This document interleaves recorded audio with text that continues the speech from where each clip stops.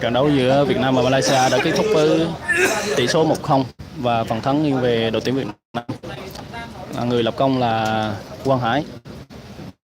Và vài phút tới đây sẽ là phần họp báo của đội huấn luyện viên hai đội, ông Tan Trinh Hoe và huấn luyện viên Park Hang-seo.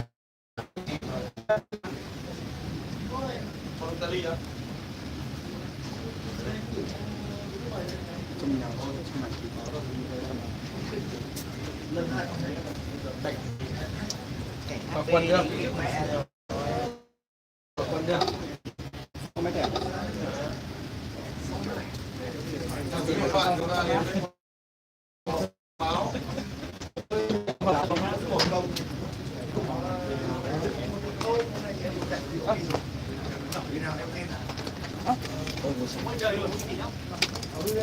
Xe.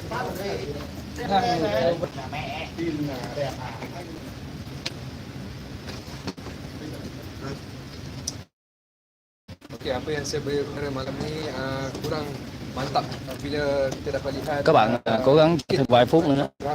Huấn luyện viên Park Hang-seo sắp vào rồi. Người lập công là Nguyễn Quang Hải. Kehadiran beliau di bilik sidang media dan secara keseluruhannya saya melihat ia bukanlah aksi yang diharapkan ataupun apa yang kita harapkan daripada persembahan skuad negara berbanding 3 perlawanan. Ternyata gagal memberi impak yang besar kepada pasukan pasukan negara dengan kekalahan 1-0 dan Vietnam.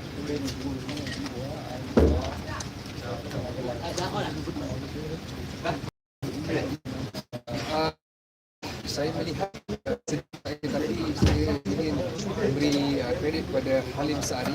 Saya kira dia mengalas tugas dengan baik menguji persembahan di atas padang walaupun beliau tidaklah regular sebagai kesempatan pertama bagi pasukan negara. Cumanya aksi malam ini pasukan negara sedikit longgar di bahagian serangan. Pasukan pertama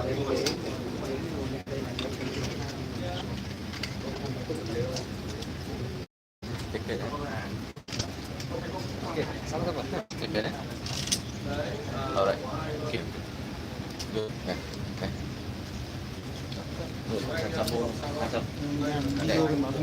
Anh tạo mày cái đúng rồi. Không cần đâu, thì em mai lại mình làm mỗi đặt là phải dùng trong chưa biết ít lại cho nó thành tiền có những ví dụ giặt mình làm thì chủ yếu mình phải chơi là gì chơi là thảo tự nhiên đúng không mình lấy ra xem mình cũng biết ai AFP để phát bắt đầu mình cũng làm video mà đừng gọi đến là tắt tới mình đang lái đặt rồi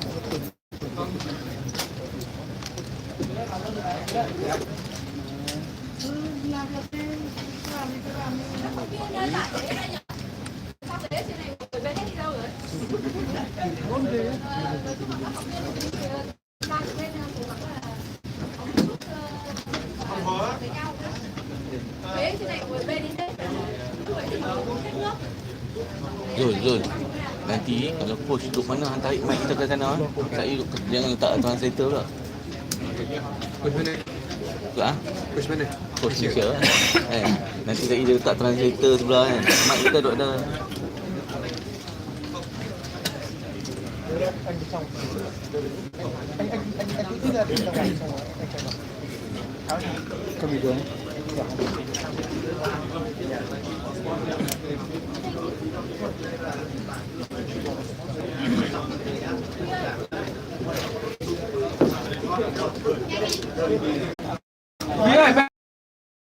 Anh nâng cao quá. Anh chịu rồi, anh trả cách nào khác à? Mình ơi.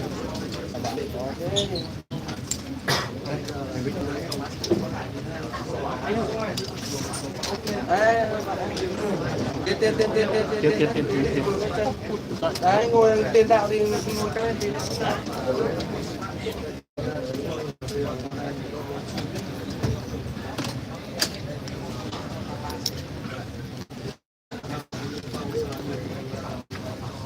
Rơi mic rồi kìa. Rơi ngắn đấy. Từ ra lại. Rồi thấy rồi chị ạ. Nước thì ngon. Đưa bagi mic intercenter sikit tu. Mic intercenter kat tengah. Không ai điều.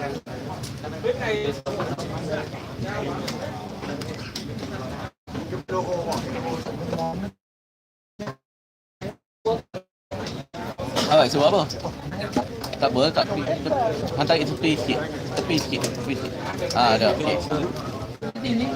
Trên em đứng lại mà sẽ có chân. Và bây giờ đằng sau phải Nhưng mà anh không né thêm nữa.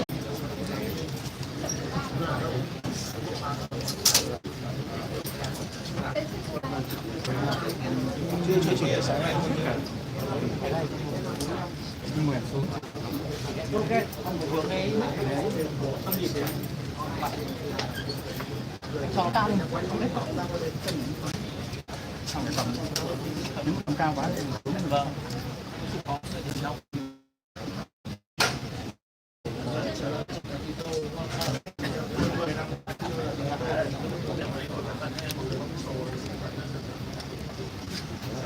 Mày buộc phải rồi nhá.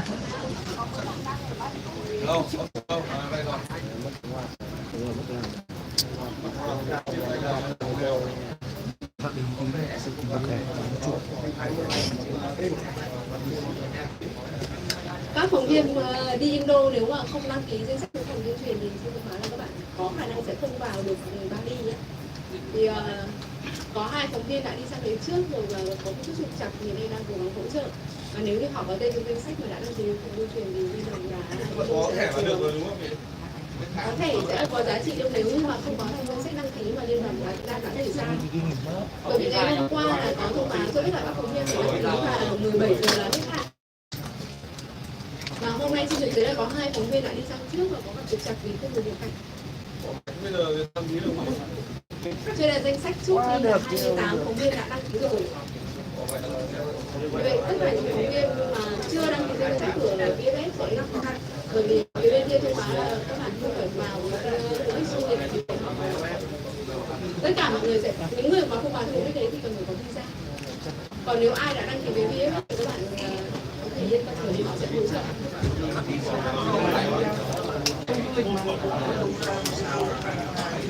Chị ơi, nếu mà trong việc hàng mà chưa đăng ký thì nào này? Đi xin visa. Xin visa.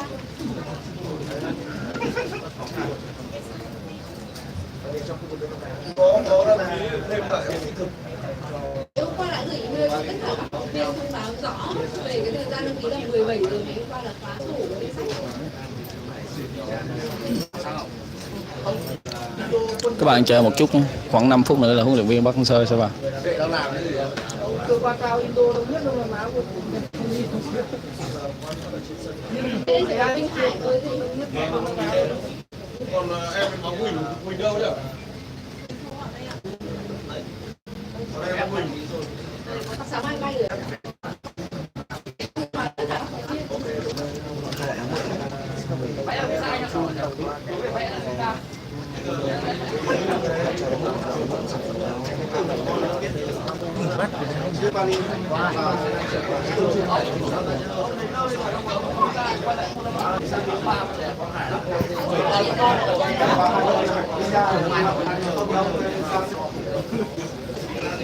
Hiện tại đã có rất đông phóng viên có mặt ở phòng họp báo sân vận động của Mỹ Đình.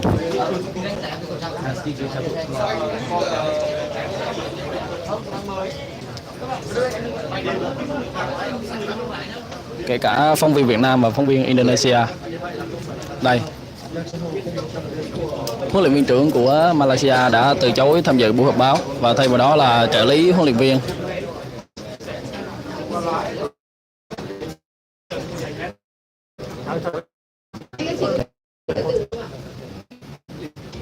Chúng ta sẽ bắt đầu của đội tuyển Malaysia. And now we come to post-match press conference. Ô đã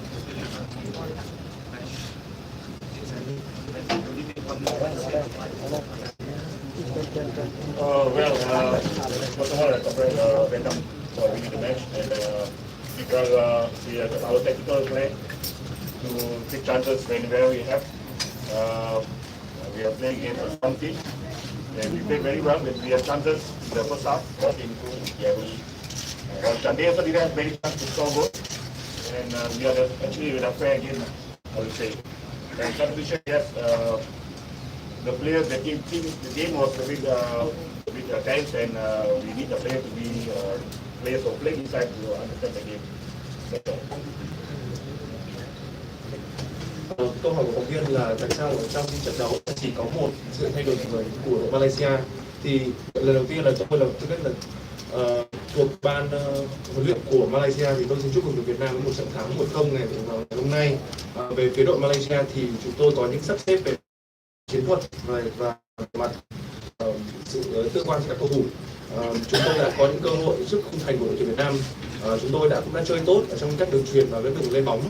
Tuy nhiên thì có những cơ hội của chúng tôi đã không tận dụng được và đã không dẫn tới bàn thắng.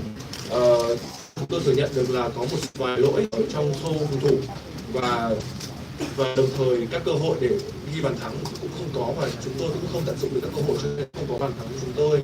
Về mặt thay đổi người trên sân đấu thì tình hình của trận đấu thì nó căng thẳng do bên Việt Nam đã quá lấn áp tình hình trận đấu nên chúng tôi cũng không thay đổi nhiều người lắm. Câu hỏi tiếp theo. Câu hỏi tiếp theo. Looking at the result 0-1, do you think we could run better and expect a result from here? Well, we are still the early stage of the competition. We came here for growing, then we can use the draw. It's good result already, but unfortunately we lost. But we have another 2 home match back again in next month to go out for 2 points over.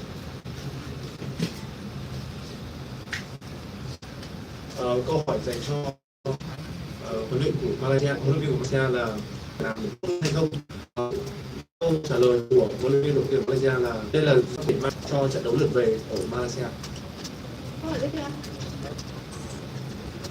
Xin hỏi ban huấn luyện trưởng ban châu Âu ban Chiểu báo. The question for the coach of Malaysia is why the head coach Hang-seo is not attending the press conference.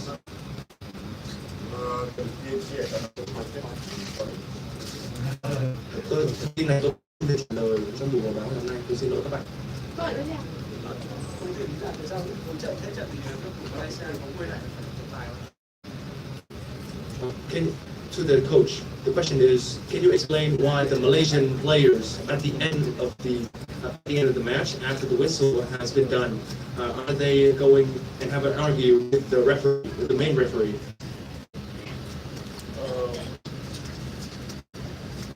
I can answer this question honestly.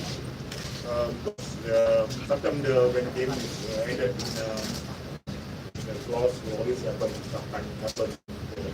What answer question to them? But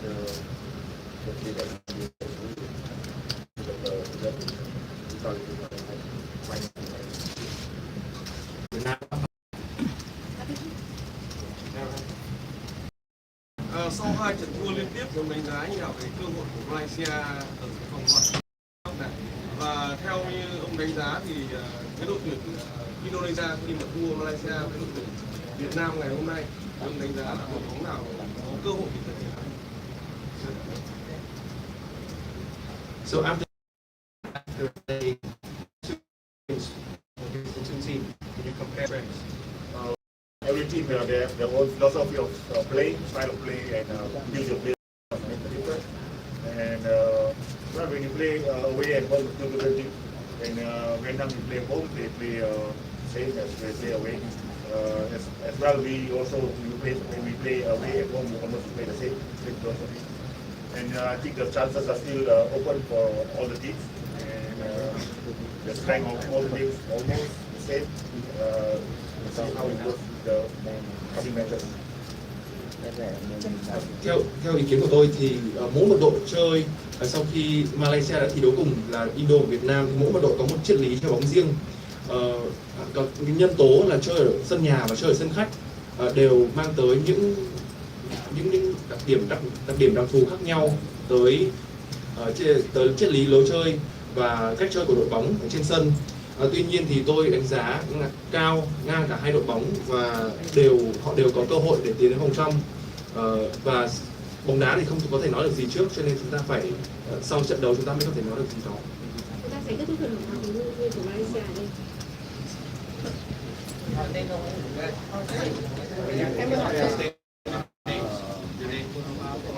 Bây giờ sẽ tới phần họp báo của huấn luyện viên Park Hang-seo.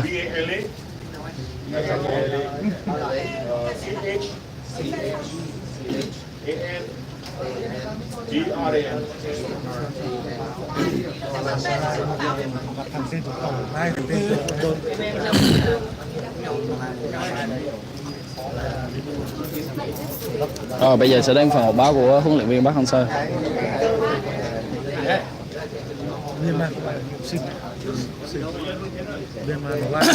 Alo.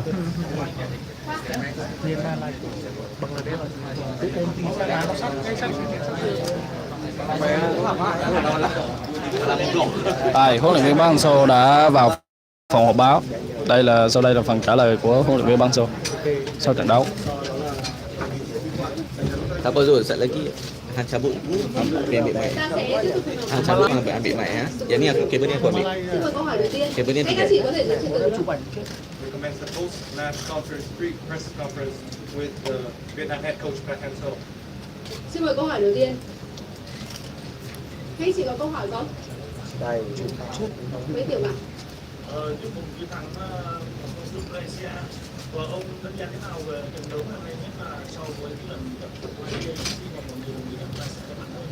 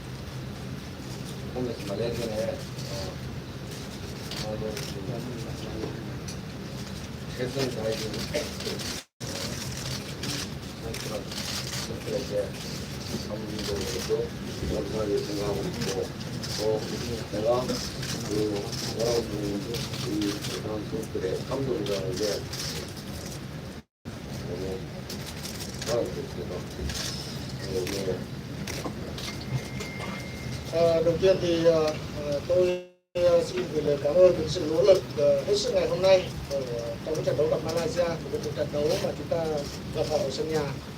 Với tư cách là huấn luyện viên trưởng, tôi cảm thấy tự hào được dẫn dắt những cầu thủ Việt Nam.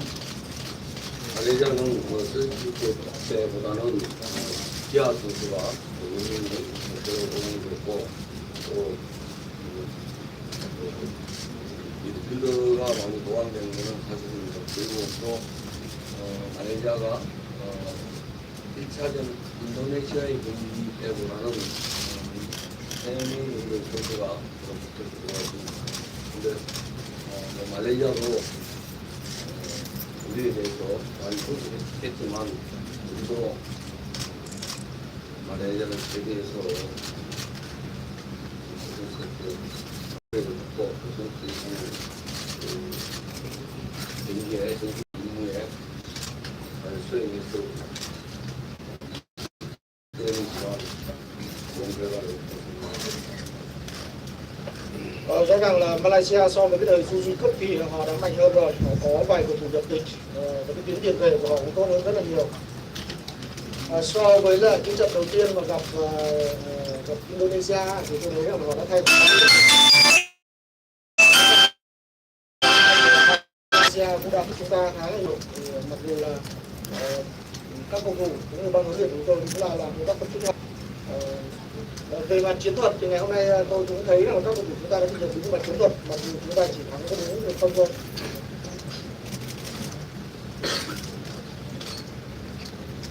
The question for Vietnam head coach Park Hang-seo is, what is your remarks on the game tonight? Some might say Malaysia are stronger than Vietnam before the game, but now we have beaten them. And the answer from the head coach is, thank you all to the reporters in the game. And now we have beat Malaysia in home turf and we have beaten them. I must say I'm very proud to lead the Vietnam national team. Compared to the previous seasons, Malaysia get more foreign players. They have better midfield players. On the match against Indonesia, and since after that, they replaced 3 players. On Vietnam, on our team, they studied us very well as well. But the tactics on the Vietnam side, I believe today the players have obeyed the tactics very well, even though we have only beat them 1-0, but I am proud. Tôi có 2 câu hỏi cho huấn luyện viên. Đầu tiên là ông diễn của cầu thủ vừa từ châu Âu trở về như là Đoàn Văn Hậu hay là Công Phượng. Và thứ hai là rất là người quan tâm biết là tình chấn thương của Tuấn Anh như thế nào khi mà anh bị thay ra ở cuối mùa. 두 가지 질문을 하겠습니다. 첫 번째 질문은 유튜브에서 온 홍콩과 만호에 대하여 어떻게 하시는지, 운동체는 잘할 아니냐 사람이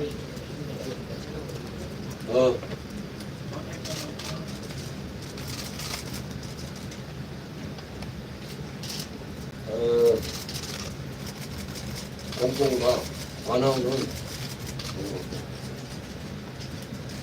일단 국내 리그도 아니고 벨기에 네덜란드에서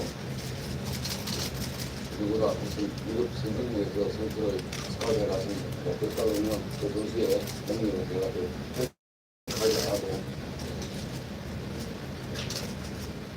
하겠다 생각하고 있고, 선수는 뭐 매 경기 다 할 수 없습니다. 그렇고 항상 그 경기에 팀 플레이를 잘 하고 선수들이 임무를 잘 수행하는 것가 중요하지, 경기를 혼자 잘하는 그런 플레이를 저는 원하지 않습니다. 그래서 그 선수가 오늘 제가 생각했던 만큼 선수 임무를 잘 수행했고 đối với trường hợp của Văn Hậu và Công Phượng thì chúng ta cũng biết là hai bạn đó thì không phải là thi đấu trong nước mà đang thi đấu ở Bỉ và Hà Lan. Hai Bỉ và Hà Lan thì rõ ràng họ là những cái giải đấu mà có thể nói là có cái trình độ rất là cao. Thì cái việc mà họ được scout sang đó, họ được gọi là tuyển chọn sang đó để thi đấu thì có thể nó cũng đã chứng minh cái năng lực của họ rồi. Chúng ta không cần nhận xét thêm. Đối với cầu thủ thì chúng ta cũng biết là không phải trận nào các mọi cầu thủ đều có thể thi đấu tất cả mọi trận tốt được. Thì đối với cầu thủ thì chúng ta thực hiện tốt cái vai trò của họ trên sân cũng như là tham gia được vào tốt trong đấu chơi đồng đội. Tôi nghĩ như thế đó là cái điều quan trọng. Nếu trên những phương diện đó thì ngày hôm nay hai cầu thủ đó đã thực hiện đúng cái vai trò và nhiệm vụ của mình. Tôi đánh giá rằng họ chưa tốt.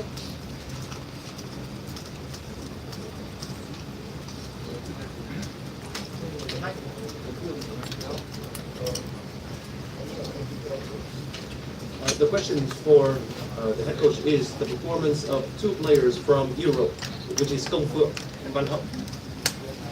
As you can see, Công Phượng and Văn Hậu, there are 2 players playing in the Belgium and the Netherlands, which are having high-ranked league.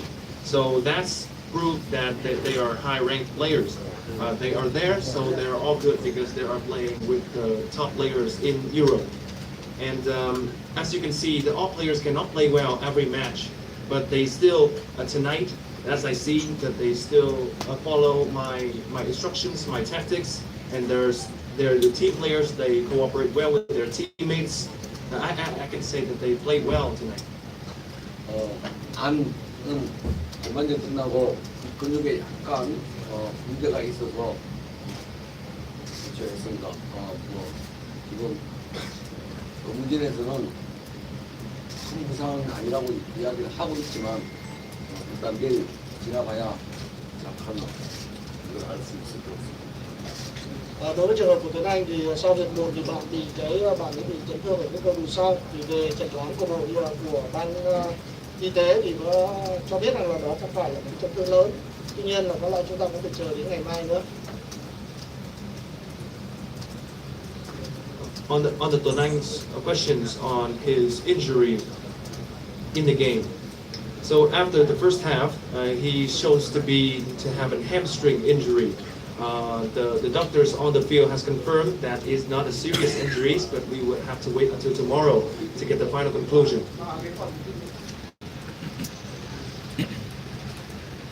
Bây giờ thì hết trận đấu rồi, chúng tôi mới dám hỏi là trong quãng thời gian rất là dài vừa qua, phóng viên Việt Nam chỉ được quay khởi động 15-20 phút đầu thôi. Vậy thì cuối cùng là cái điều gì xảy ra trong buổi tập và ông đã chuẩn bị chiến thuật gì cho cái đội bóng? Ông có thể chia sẻ thẳng với chúng tôi một chút được không? Bởi vì là tuần qua chúng tôi rất là nói thông tin. 지금 경기가 끝났으니까 바로 솔직하게 질문하는데요. 지금은 팀을 훈련할 때 우리가 15분만 훈련하고 나머지는 거의 다 훈련 안 됐거든요. 과연 저희는 그런 거기 때문에 지금에 대해 좀 굉장히 많이 부족하거든요. 과연 하는 이유가 무엇일까?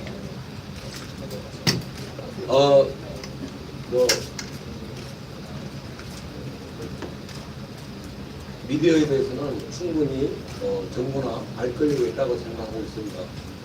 그러니까 정보를 충분히 대표팀도 그렇고 베트남 축구협회도 미디어의 관계는 굉장히 원활하게 소통이 잘 이루어져야 된다고 생각하고 있습니다. Tôi nghĩ thì đối với lại media, đối với báo chí thì tôi nghĩ là chúng ta cái thông tin đó cũng đã là đầy đủ rồi, và cái mối quan hệ giữa đội tuyển chúng ta và cái thông tin giữa đội tuyển chúng ta cũng như là cái mối quan hệ giữa DFF với là cái thông tin của DFF với là báo chí, tôi nghĩ như thế cũng là như thế là hiện nay thì cũng là tốt và không có vấn đề gì. 저는 항상 그런 부분에서는 열려 있다고 생각하고 있습니다. 그렇지만 그게 너무 과열치제가 되다 보면은 우리가 의도하지 않는 여러 가지 또 문제점도 나타납니다. 또 그리고 그 문제점이 선수들한테 팀에 문제점이 노출될 수도 있고, 또 언론이 많이 훈련 중에 하다 보면 우리가 하고자 하는 훈련이 집중력이 생기지 않습니다. 그래서 그 부분은 우리 미디어들이 인정해 주시기 바라고, 또 우리 베트남 축구협회와도 항상 미디어와 원만한 소통을 하기 위해서 노력하도록 하겠습니다. Đối với tôi thì đối với vấn đề về báo chí thì tôi nghĩ là tôi cũng là một người luôn luôn sẵn sàng cởi mở để gọi là trao đổi thông tin thôi. Tuy nhiên là chúng ta cũng biết là nhiều khi nếu như nó quá mức thì nó cũng sẽ gây ra những một số các vấn đề mà chúng ta không muốn, thậm chí là có những vấn đề nó có thể ảnh hưởng đến ảnh hưởng đến những cầu thủ. Đặc biệt là trong cái quá trình luyện tập, tôi nghĩ là nếu như nó quá nhiều chẳng hạn thì nó sẽ gây ảnh hưởng chung đến cái sự tập trung của các cầu thủ. Cái điều này tôi rất mong muốn là báo chí và các báo chí thông cảm với chúng tôi. Còn tôi cũng như liên đoàn luôn luôn mong muốn là có những cuộc trao đổi đầy đủ với báo chí và liên đoàn.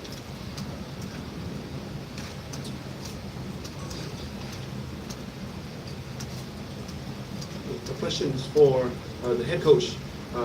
There are a few days ago, the press can only access to the warm-up sessions for like 15 and 20 minutes. Can you explain this? So I understand the media and the press, they want the information, but I see that the 15 to 20 minutes is sufficient. The team with the press and the BFF with the press, they have good relationships, and I see that they have get enough information, so there will be no problem caused. I understand that the press wanted to be open themselves to new info, but if it's too much, and it will cause problem to the players, to the coach boards, and if too much, they will affect to the focus and the concentration of the players. And I hope that all the press and the reporters to understand. And for me and BFF, we always wanted the opportunities to talk and to trade information. 오늘 밤늦게까지 질문 다 받을 테니까. Ok, các anh cứ hỏi hết đi, đến khuya cũng được, tôi nhận hết câu hỏi. That's all questions till midnight. I can answer them all. Thì biên đạo Việt Nam là không ghi bàn, thì ông nghĩ rằng vấn đề biên đạo là một cái vấn đề lớn của Việt Nam không?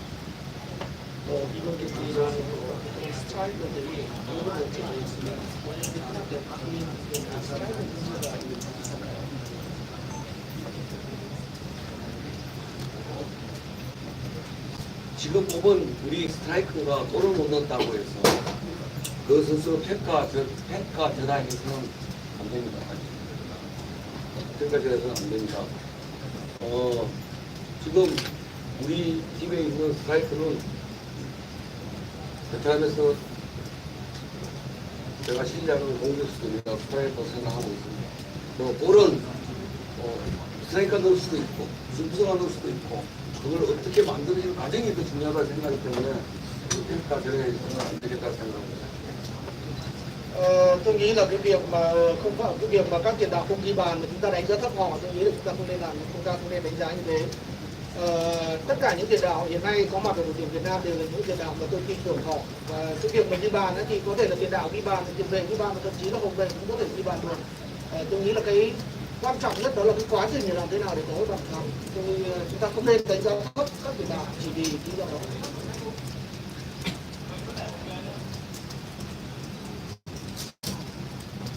The question for the head coach is, the striker on tonight's match, they scored no goals. Is that a problem to our team? For me, I think the striker not scoring goals in games is not a serious problem. There are all the striker in the teams, which I believe very much. All players can score on the team. Midfield players and defenders, they can all score. The most important thing is that I care about is the process to create scores and create goals for our team. 그 질문을 나한테 하기 전에 베트남 리그에서 지금 공격수들이 몇 퍼센트가 스트라이커가 몇 퍼센트가 지금 외국 선수를 뛰고 있는지 그걸 좀 문제 제기를 해준 게 그 어떤 해결 방법이라고 생각하고 있습니다. Như lần trước khi đặt câu hỏi đó với tôi thì có lẽ các anh thử nên đặt cái vấn đề đó là hiện nay ở Việt Nam thì có khoảng bao nhiêu tiền đạo ở nước ngoài đang chiếm giữ cái vị trí báo tiền đạo ở Việt Nam. Chúng ta nên đặt vấn đề đó, chúng ta giải quyết vấn đề đó thì nó tốt hơn đối với cái giải của thị trường trong nước. 왜 미디어가 그런 부분에서는 이 제기를 하지 않습니까? Tôi muốn hỏi các câu hỏi là tại sao các báo chí lại không đặt cái vấn đề về cái việc mà các tiền đạo ở ngoài nó thi đấu hiện nay quá nhiều như vậy?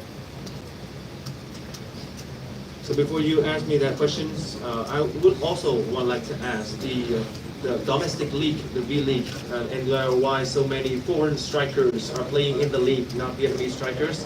So I would like to ask back the questions to all the reporters and press. Tôi có một chút quan tâm đến tình sức khỏe của ông, có vẻ như là sau trận đấu mệt mỏi và khá căng thẳng. Ông chia sẻ cái tình trạng này.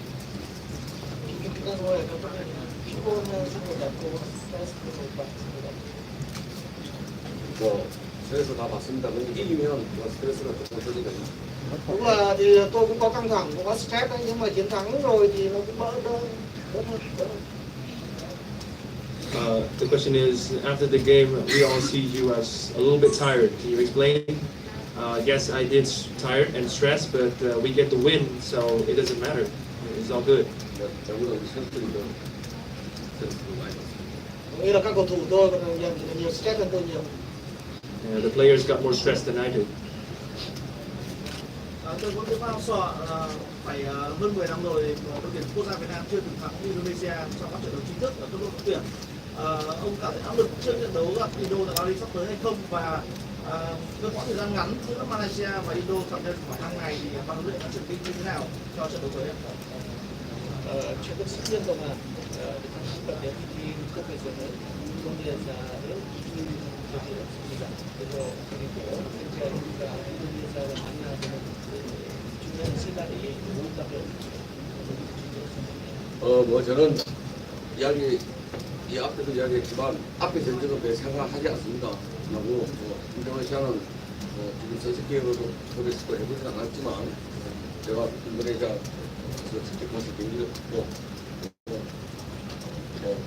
잘 준비하면 잘 준비하겠습니다. 그리고 우리가 내일 새벽에 일찍 3시, 5시 15분 경기로 가야 되는데 또 인도네시아도 UAE 원정 경기가 있습니다. 그렇기 때문에 서로 5일밖에 기간도 똑같지 않고 우리도 원정을 떠나야 되고 여기는 또 원정에서 UAE에서 돌아와야 되기 때문에 중간에 피로도는 똑같다고 생각하고 있습니다. Trước đây thì tôi cũng đã nói cái vấn đề này với các anh rồi, đó là tôi không thường không quan tâm đến cái là những cái tỷ lệ đối đầu trước đây. Chúng ta cũng biết rằng là Mặc dù là ở cái giải Suzuki Cup thì chúng ta cũng chưa gặp Indonesia, nhưng mà tôi cũng đã sang Indonesia để tôi xem họ thi đấu và chúng tôi nghĩ rằng là chúng tôi sẽ chuẩn bị tốt nhất cho họ. Thì sáng ngày mai á, thì chúng tôi sẽ bay chuyến bay là 5:10 để sang Indonesia. Chúng ta sẽ sang Indonesia thi đấu. Tuy nhiên là đội Indonesia thì ngày hôm nay họ cũng có một cái trận đấu ở sân khách và chúng ta biết rằng là họ và chúng ta đều có cái 5 ngày để chuẩn bị. Về cái việc mà cả chúng ta hay Indonesia thì thực ra cái việc mà đều sân khách cả nếu tính về cái mặt cự ly, cho nên chúng tôi nghĩ là cái mệt mỏi giống nhau.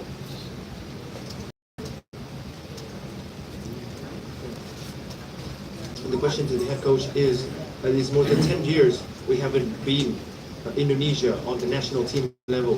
Can you feel the pressure? And we only got 5 days for preparation. And how did you all prepare? And the answer from the head coach is, I've talked this before. I don't care about our statistics before the game and in history. Okay, so we didn't face Indonesia in the Suzuki Cup, in the previous Suzuki Cup, but I have seen them play on their home turf. And tomorrow we will fly to Indonesia and we will prepare. Today Indonesia got an away games, but for 5 days for Indonesia, which is the time is so little, and I think the tiredness is all there, but I believe we will have the best result. Tôi muốn hỏi về cái quyết định mà thay Việt Phong vào ngày hôm nay ấy, thì nó giống cái cách mà ngày xưa ông tạo ra Phan Văn Đức ấy, thì ông nói gì về cái quyết định của mình và nói gì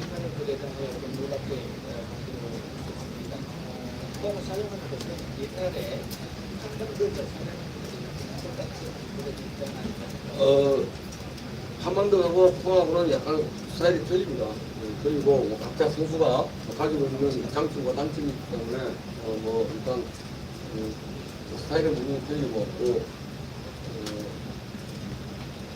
최대한 장점을 포항이 가지고 있는 장점 만들기로 하고 있는 장점이 있기 때문에 그 부분을 최대한 활용할 생각을 하고 있고 뭐 제가 공은 같이 있으면서 뭐 완벽하긴 않지만 좋은 장점을 많이 가지고 있는 선수라고 생각합니다. Phan Văn Đức và cả Việt Phong thì tôi nghĩ rằng là mỗi cầu thủ thì họ đều có một cái ưu điểm khác nhau, mỗi người đều có một cái thế mạnh khác nhau, và cái vấn đề của chúng ta là làm thế nào để phát huy được cái thế mạnh của các cầu thủ đó. Thì Việt Phong thì mới tham gia đội tuyển thì chúng tôi trong quá trình tập luyện thì tôi đánh giá là một cầu thủ tốt. Tuy nhiên là có thể nói là đến đạt đến trình độ của Phan Văn Đức thì chưa, nhưng tôi nghĩ là chắc chắn là cầu thủ Việt Nam.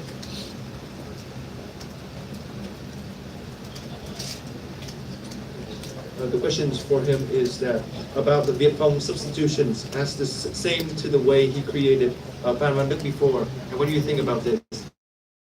To me, Phan Văn Đức and Viet Phong, they are good players. They're both good players, and they have pros and cons. And it's our job to take advantage of their pros. And for me, I think Viet Phong is a new player who has joined the team. He's a good player, not capable to the level of Phan Văn Đức, but he can still develop, and I believe he's going to be a very good player in the future.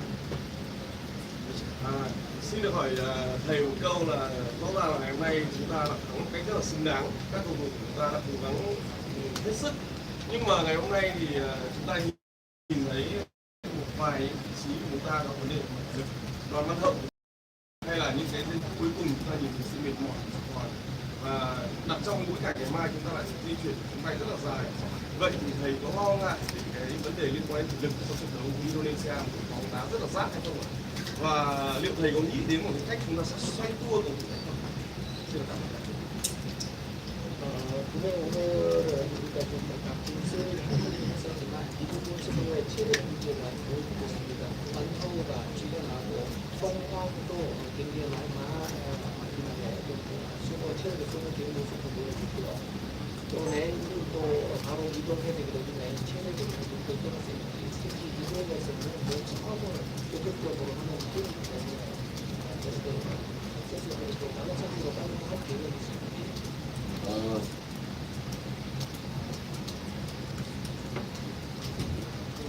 알다시피 우리는 내일 아침에 또 호텔에서 새벽 3시 반에 출발해야 된다는 어려움이 있습니다. 또 정상 기준 또 수식을 차지 못하고 가는 그런 게 분명히 있으니까 그렇지만은 어쩔 수 없는 일이기 때문에 우리가 스스로 잘 극복해 하고 있고 뭐 부상이 아니고 일시적인 어떤 근육 변형이기 때문에 뭐 이런 부분은 5일간의 여유가 있기 때문에 충분히 우리 의무진에서 잘 조치할 것이고 또 우리 서울 같은 상해에서 빨리 회복시키는 방법으로 가능할 것입니다. Như các bạn biết là ngày mai thì sáng giờ 30, ngày mai thì 3 giờ 30 thì chúng tôi đã phải xuất phát ở khách sạn rồi. Có thể nói đây là một cái lịch trình rất là khó khăn. Nhưng tôi nghĩ rằng là mình không còn cái cách nào khác đâu. Chúng ta gặp khó khăn ở đâu thì chúng ta khắc phục cái đó thôi. Đối với thể lực của các cầu thủ thì nó cũng phải là vấn đề về chấn thương, đơn giản nó chỉ là những vấn đề mệt mỏi nào đó thôi. Bây giờ sắp tới chúng ta có khoảng 5 ngày. Tôi nghĩ là tôi sẽ bàn với lại bộ y tế cũng như là với các nhân huấn luyện viên của thể lực để làm thế nào có thể lực tốt cho sự sắp tới.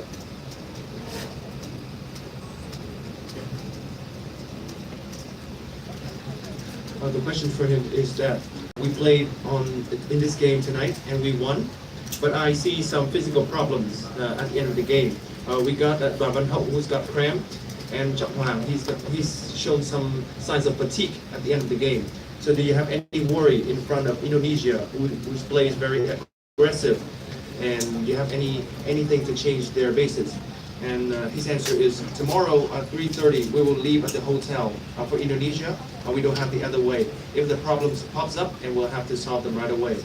And the physical problem, it's not about the injury problem. It's just about the fatigue stations of the players. So I will contact the fitness coach and the medicals to solve this problem for us. 인도네시아 선수들이 기아 선수가 있기 때문에 체력이 큰 선수가 좀 있습니다. 그렇지만 뭐 우리 선수들도 몸싸움은 잘하고 절대 몸싸움에 피해가는 스타일은 아닙니다. 우리도 몸싸움에 직면했습니다. Tôi biết là đội tuyển Indonesia họ cũng có một vài cầu thủ nhập tịch cho nên là về cái thể hình của họ rất là tốt. Nhưng mà đối với chúng ta thì các cầu thủ chúng ta cũng là những cầu thủ sẵn sàng có thể tranh chấp tốt được. Chúng ta không có gì để ngán ngại họ cả. Chúng ta cũng không phải là cái lối chơi tránh tranh chấp. I know in the Indonesian team they've now recently they've got a lot of foreign players. But for us, for the Vietnam team, we're not afraid of physical contact, and we're not afraid of playing aggressive to our opponent. Xin hỏi huấn luyện viên là nếu một điều mà không hài lòng sau trận đấu hôm nay thì ông nghĩ là điều gì?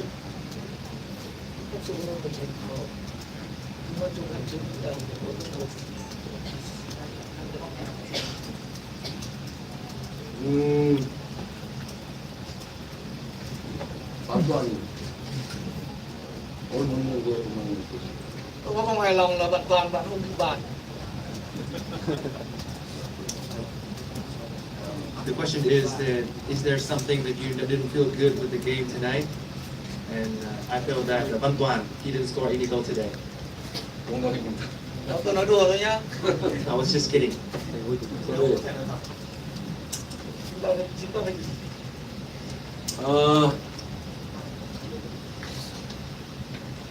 전반 초반에 조금 우리가 볼 점유율을 높였어야 되는데 볼 점유율을 전반 초반에 높이지 못한 부분이 조금 불만이지만 대체적으로 경기에 선수들이 가지고 있는 선수들이 다 수용했기 때문에 점유율을 전반 초반에 조금 하지 못한 게 좀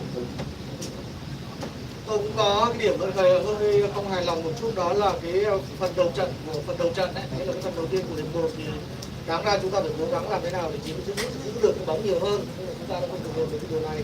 Chứ còn về mặt thực hiện cái nhiệm vụ và chiến thuật thì tôi nghĩ là tôi hài lòng.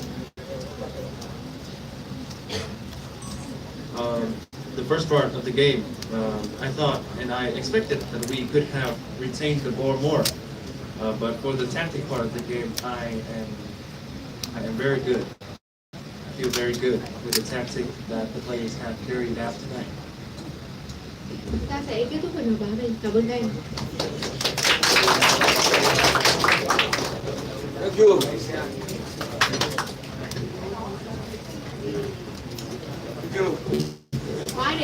khóa cái này nữa.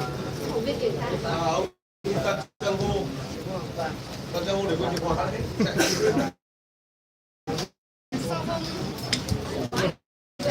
Cái phút phần hộp báo ở đây đặc biệt là nãy không được luôn má để đây chen lần trước mà nó xô cả của mình luôn. Thế á? Ừ. Phải quát. Mọi người hiền đấy nhỉ? Không hiền đéo chịu đâu, nói nó anh né ra xíu anh không còn cách nào cả. Biết là trước tôi phải làm gì.